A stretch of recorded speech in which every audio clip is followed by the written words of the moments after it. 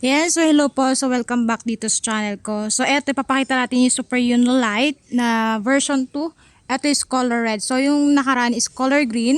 Eto naman yung color red natin. Kakasymbol lang yan. Kaya ngayon lang siya mailabas. Yung ibang kulay wala pa.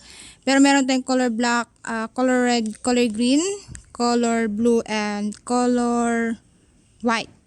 So eto. So 48 volts 12 ampere pa rin yan, 350 watts yung sa controller and yung motor hub natin. So dito nakalagay yung battery at pwede yung upgrade yan ng 20 ampere if gusto nyo mag 20 ampere para mas matagal malobat yung battery nyo. Pero eto 12 ampere po yan. Tapos pwede i-upgrade ng lithium if gusto nyo ng lithium. Eto kasi naka lead acid and dyan yung nakalagay. So meron siyang sabitan dito. Lati kasi meron yung sabitan pero hindi siya yung ni close. Pero eto meron tayo dyan. And pindutin mo yun tapos open mo if gusto maglagay ng gamit sa harapan. Meron din siya yan compartment pero isang side kasi dito po nakalagay yung susihan. So bale dalawa yung susi natin sa manual key and isang remote keyless po. Tapos dito yung panel. So open natin. Hindi lang masyadong makita kasi nga maliwanag. And yan. Ito pala kaganda niya, na-upgrade na siya yung may Bluetooth speaker. So naka-built-in na po yan. Same like Super Uno. So dito, ayan, dito yung battery. So nag-blink sa phone pero hindi pa yan nag-blink. Ito 25, 50, 25, 100. To full charge since naka-green and din yung color red. Pero kapag ano yan, pag nabawasan nag-gray or black.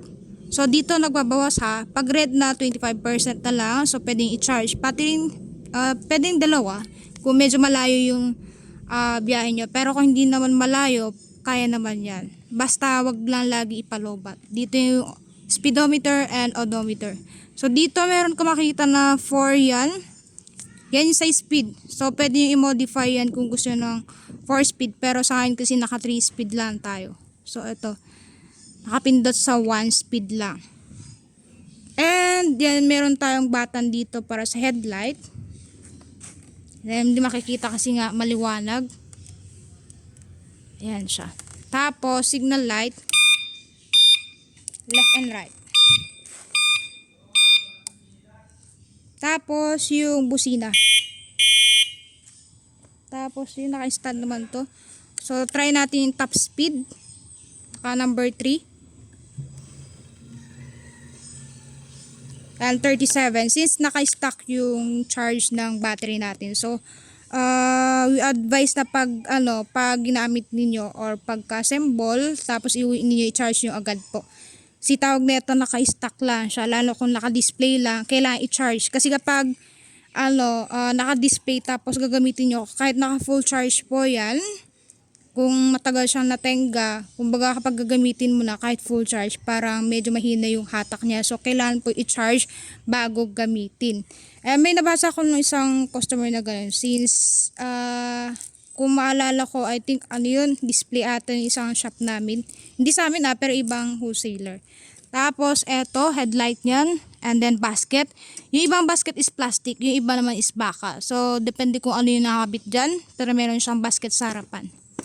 Tapos, ito yung charger. So, 48 volts, 12 ampere. Automatic naman na mag-off yan kapag full charge na yung battery. Dito sa baba, ayan yung gulo niya. 14 by 2.50 and tubeless star. So, wala pong interior yan. Pwede yung palagyan niya ng hangin kung sa tingin nyo hindi ganun yung hangin. So, pwede kang magpalagay sa mga gas station. Nasa 50 to 60 PSI. Depende kung puno na siya. Di konti lang. Tapos, ito yung front na brake. And then, yan, meron siyang footrest. So, nasa inyo kung gustong gamitin yan or no need. So, meron naman. Actually, ito wala siyang design na yun. Nilagay ko lang yan kasi meron kaming extra dito. Pero ito, plain lang siya na color red.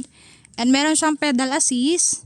It depends naman kung gusto yung gamitin yung pedal assist. Usually kasi sa China, kailangan maglagay ng pedal para at least yun kasi yung requirements para hindi na kailangan i-rehistro basta below 50 kph. And nasa 37 naman yung kph neto, so no need na i-rehistro. At unless kung mag-modify ka, and kailangan may rehistro din. Pero wala pa naman atang regulation, not sure Wala pa namang nakita na ganito na nirehistro. So siguro mga big bikes ganun, pwede pa. Check nyo lang dun sa ano, sa mga policy na nilabas ng lugar ninyo or municipality. So eto, meron siyang footrest sa likod. And tawag nito sa spring.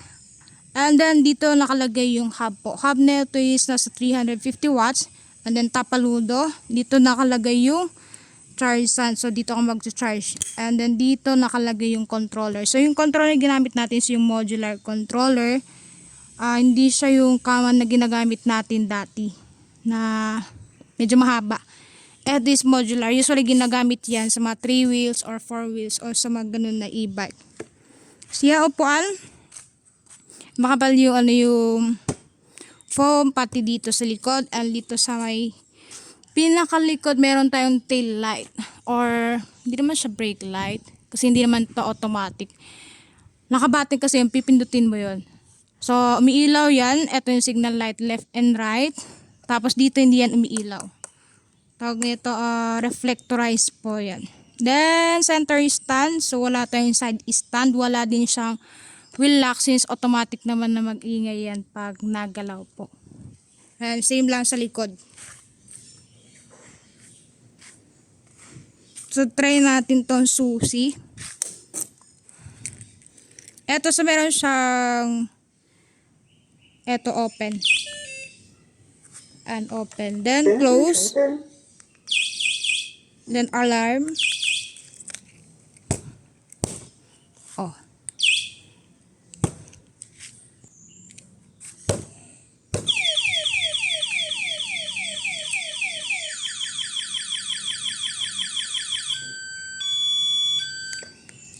Ayan siya.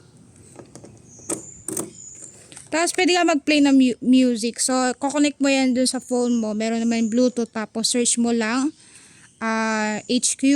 Kasi meron naman yan lalabas. Tapos connect din. Pwede ka na mag-play ng music. Yung last kasi wala siya naka-built-in. Nag-add lang kami. So far yan lang muna yung specs. Tapos charging time 6 to 8 hours from lobat. Pero kapag hindi naman siya lobat, siguro around 4 or 5 hours po. Malit naman battery nito kaya mabilis lang siya full charge. Pwede niyang takbuhin in one full charge nasa 25 to 35 kilometer. Pero depende po yan sa sa kilo nung sakay. At kung isang mo lang, then patag yung dadaanan mo, tapos naka 1 speed or 2 speed ka lang naman dyan, then kaya naman po yan. So it depends po, may mga factors na pwedeng i-consider, hindi lang siya yung about sa battery. So yung controller naman natin medyo malakas na yung hatak, so hindi masyadong mahirapan sa ahon. So pwede na siguro yung ganun na paahon. Tapos yun, so far yun lang muna. And if may question, pwede nyo ang message sa page JL Antelope Bike Shop or dito sa YT. Yan, thanks and God bless. Bukas naman yung Super yun. So wala pa kasi masyadong na-assemble ngayon kasi nga medyo busy assemble. Pero ito yung color red natin. Ito naman yung big bike, color red. So isa na lang available kasi sold out yung dalawa.